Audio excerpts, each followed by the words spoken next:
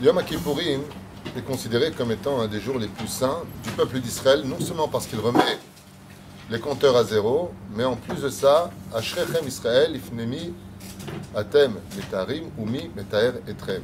C'est-à-dire que non seulement ça remet les compteurs à zéro vis-à-vis des fautes ou des dettes qu'on aurait vis-à-vis de Dieu, du ciel, des mitzvot qu'on n'aurait pas accomplies, puisque nous avons été capables de demander pardon et on redémarre vraiment à zéro.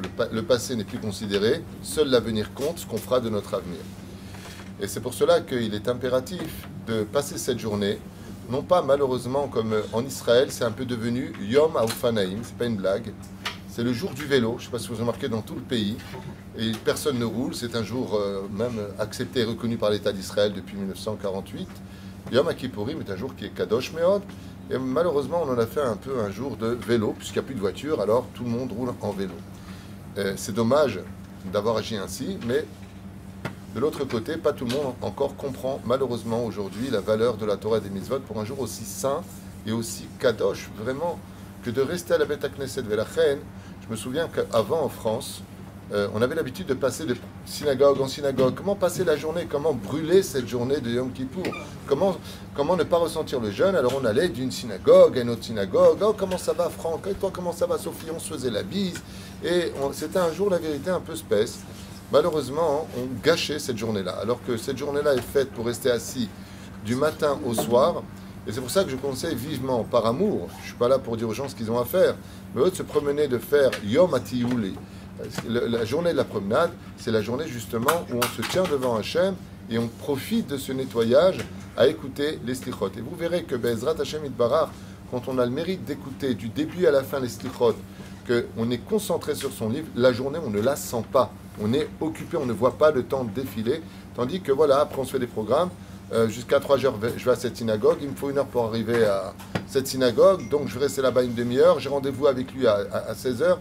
Allô, c'est Yom Kippour, quoi. C'est pas un jour de promenade. Et la reine Bezrat Hashem, que les femmes et les hommes ni se parlent en bas dans le hall. C'est pas le moment de se draguer. C'est pas le moment de poser la question comment vont les enfants. C'est Yom Kippourim. Le Kohen Gadol était dans le Kodesh HaKodashim en train de parler, attention, sans aucune pensée de travers. Ce que je veux dire par là, c'est que c'est un jour qu'il faut prendre très au sérieux, parce qu'il nous nettoie pour 364 jours. En Satan mekatrek beyom kippourim.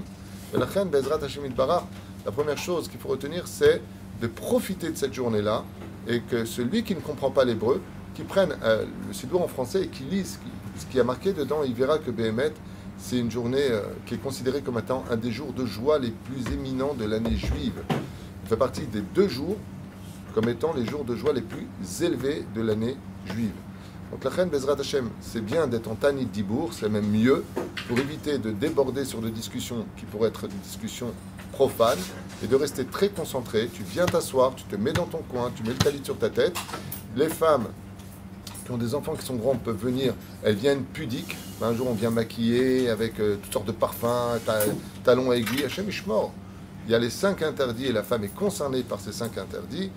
C'est un jour Béhémet où on passe d'une certaine façon de mort à vivant pour revenir vivant. Je m'explique, on est comme des anges, donc quelque part, il n'y a pas de corps, on ne mange pas, on ne boit pas, les hommes et les femmes ne dorment pas ensemble, il y a un din nida gamour pendant Yom Kippourim, un mâche, il y a une marloquette à savoir ce que le jour on peut donner quand même un objet de main à main, il y a une marloquette là-dessus, il y en a qui disent oui, il y en a qui disent non, pour dire à quel point il faut prendre ces journées-là au sérieux.